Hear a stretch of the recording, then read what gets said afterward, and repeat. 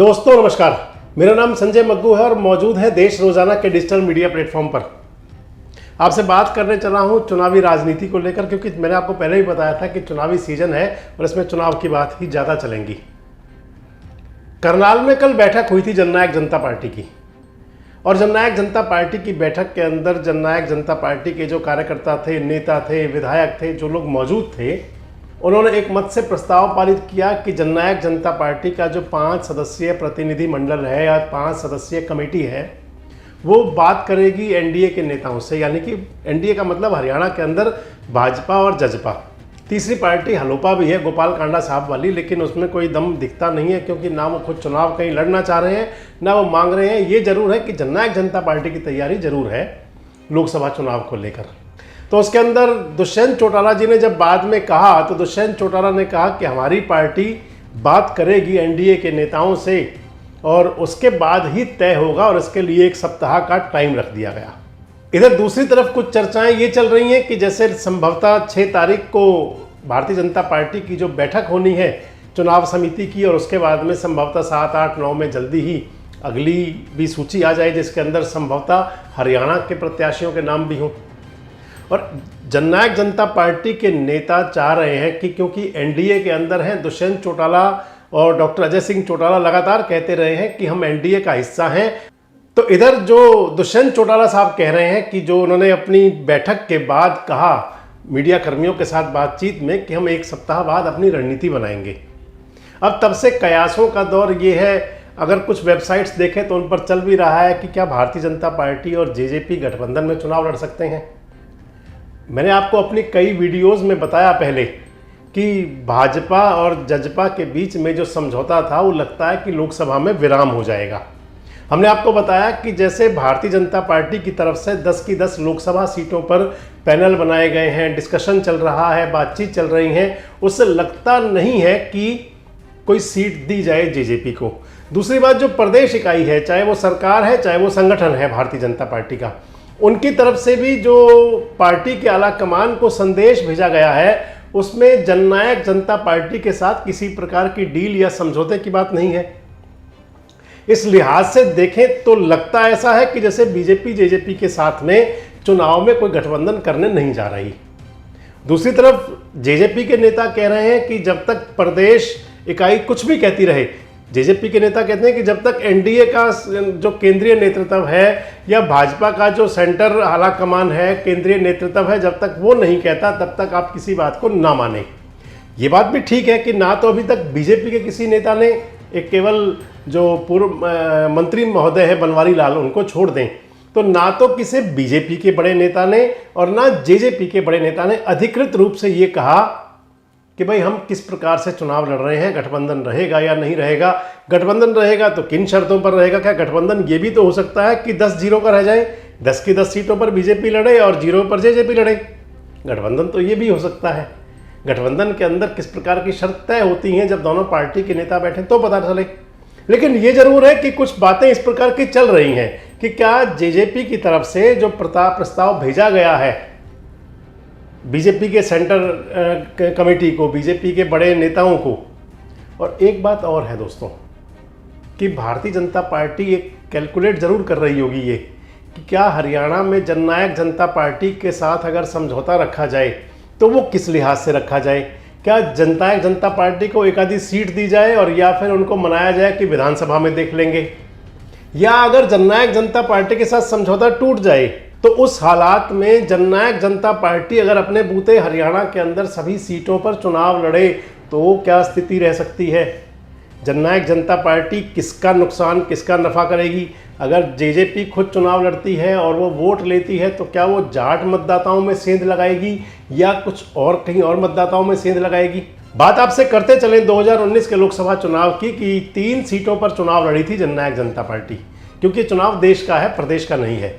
3 सीटों पर चुनाव लड़ी थी जननायक जनता पार्टी, जिसके अंदर की हिसार से लड़े थे दुष्यंत चौटाला, सोनीपत से लड़े थे दिग्विजय चौटाला, और 3 सीटें कुल मिली थी। तीसरी सीट थी भिवानी महेंद्रगढ़। और तीनों सीटों पर माने तो केवल दुष्यंत चौटाला का अच्छा प्रदर्शन था, लगभग 14% 15% वोट वो ले गए थे हिसार लोकसभा से। हालांकि चुनाव तो हार गए थे, लेकिन स्थिति उन्होंने वोट ठीक ठाक लिए थे और एक अकेले ही दुष्यंत चौटाला नेता थे और मान ले तो 3 सीट पर लड़ते हुए भी 4.9% वोट लिया था जननायक जनता पार्टी ने लोकसभा चुनाव में। अब अगर स्थिति ये बन जाती है कि चुनाव अगर जननायक जनता पार्टी अकेले लड़ती है लोकसभा का, तो उस हालात में भाजपा ये कैलकुलेट जरूर कर रही होगी कि जेजेपी कितना वोट ले सकती है और फिर वो वोट किसका काटेगी, किसको नुकसान किसका नफा। ऑटोमेटिक बात है कि अगर भारतीय जनता पार्टी की सोच ये जरूर रहेगी कि अगर जेजेपी जाट मतदाताओं के वोट लेती है तो फिर निश्चित रूप से वो इंडिया गठबंधन यानी कि कांग्रेस को नुकसान देती है, क्योंकि भारतीय जनता पार्टी की तरफ जाट मतदाता बहुत कम हो चुका है और ये राजनीतिक सच्चाई है कि जाट मतदाता भाजपा को बड़ी संख्या में वोट देने नहीं जा रहा। ऐसे हालात में अगर जननायक जनता पार्टी अलग लड़ती है तो क्या होगा। और एक बात यह भी हो सकती है कि अगर जननायक जनता पार्टी के साथ गठबंधन रखा जाए, एक आधी सीट दे दी जाए उनको, मान लें कि हिसार से दुष्यंत चौटाला पिछली बार चुनाव लड़े थे तो हिसार की सीट दे दी जाए, या फिर पिछले दिनों डॉक्टर अजय सिंह चौटाला ने कई बार कहा कि भिवानी महेंद्रगढ़ से चुनाव लड़ सकता हूं, या तो डॉक्टर अजय चौटाला खुद या दिग्विजय चौटाला। इन दोनों स्थितियों को देखते हुए क्या एक आधी सीट भारतीय जनता पार्टी अगर ये कैलकुलेशन निकालती है कि जननायक जनता पार्टी के साथ गठबंधन में चुनाव में जाने से कुछ फायदा हो सकता है, कुछ परसेंटेज, आधा परसेंट, पौना परसेंट या 1% जाट मतदाता उनकी तरफ आ सकते हैं अलग से, तो शायद फिर उस स्थिति पर विचार हो। मान लें कि अगले जो 3-4 दिन है इसमें ये जरूर तय होगा। एक तरफ जहां भारतीय जनता पार्टी हमेशा कहती रही है कि 10 की 10 लोकसभा सीटों पर चुनाव लड़ेंगे, कहती जेजेपी भी रही है कि 10 की 10 लोकसभा सीटों पर तैयारी कर रहे हैं, 6 लोकसभा सीटों पर उन्होंने चुनावी रैलियां भी की, और इसके साथ साथ जननायक जनता पार्टी हमेशा कहती रही है, चाहे वो राजस्थान का चुनाव था विधानसभा का, चाहे वो फिर अब लोकसभा के चुनाव की बात है, तो जननायक जनता पार्टी हमेशा कहती रही है कि एनडीए के साथ में हम तो हैं। हालांकि राजस्थान में जो एनडीए का पार्टनर होते हुए भी बीजेपी ने कोई ध्यान नहीं दिया था जेजेपी की तरफ। अब लोकसभा चुनाव में कितना ध्यान देते हैं ये भी देखने की बात है। अच्छा, एक बड़ी बात और भी है अभी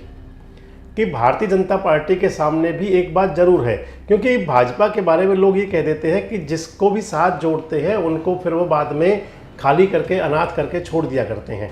इस हालात में उस बात से जो चलती रही है बीजेपी के साथ में, उससे मुक्ति पाने के लिए या उस आप कह लें उस दाग को धोने के लिए कि भाजपा जजपा के साथ गठबंधन रखे, क्या ऐसा संभव हो सकता है। तीसरी बात यह कि अभी जो रैली हुई थी बिहार के अंदर, और बिहार से कुछ राजनीतिक सूत्र ऐसा कह रहे हैं कि जो रामविलास पासवान जी के बेटे हैं चिराग पासवान, यानी कि लोक जनशक्ति पार्टी रामविलास, वो गठबंधन से एनडीए से अलग हो सकती है, उसका ध्यान कुछ इंडिया की तरफ जा रहा है। तो ये चुनाव बहुत कांटे का माना जा रहा है। इस चुनाव के अंदर भले ही भारतीय जनता पार्टी ने, मोदी साहब ने नारा दिया हुआ है 400 पार का, लेकिन वो नारा ठीक हो इसके लिए एक एक सीट पर पूरी केमिस्ट्री है भारतीय जनता पार्टी की। खासकर चुनौती है बहुत बड़ी हरियाणा के लिए 10 की 10 सीट बचाना, चुनौती है बहुत बड़ी वापस अपनी सरकार सेंटर में लाना मोदी पार्ट 3, चुनौती है बहुत बड़ी जो मोदी कह रहे हैं 400 पार, उसको कैसे 400 पार हो, 370 पार हो, वो कैसे पूरी हो। ये बहुत सारे सवाल हैं और इन्हीं सवालों की बुनियाद पर टिका हुआ एक जवाब है कि क्या इस सब को देखते हुए हरियाणा में जननायक जनता पार्टी को कोई ऑफर कर सकती है बीजेपी। वैसे आपको क्या लगता है कि क्या हरियाणा में बीजेपी जेजेपी को कोई ऑफर कर सकती है? आपको क्या लगता है कि जननायक जनता पार्टी को कोई सीट दी जा सकती है चुनाव लड़ने के लिए लोकसभा में? और या आपको क्या लगता है कि जेजेपी को अगर बीजेपी अपनी सारी केमिस्ट्री देख ले कि साथ चुनाव लड़े तो क्या होगा, अलग से अगर वो चुनाव लड़े तो क्या होगा, और अगर बिना सीट दिए गठबंधन रहेगा तो क्या होगा, हो सब कुछ सकता है। भाजपा आला कमान अगर चाह लेगा कि जो करना है वो हो जाएगा। तो आपको क्या लगता है कि किस हालात में कौन सा फैसला हो सकता है? कमेंट्स बॉक्स में आकर अपनी प्रतिक्रिया जरूर दें और इस प्रकार के वीडियोस अपडेट्स के लिए हमारे साथ जुड़े रहें, देखते रहें देश रोजाना। हमारे साथ जुड़े रहने के लिए देखते रहिए देश रोजाना का यूट्यूब चैनल सब्सक्राइब कीजिए। साथ ही देश रोजाना की खबरें सबसे पहले देखने के लिए प्रेस कीजिए बेल आइकन।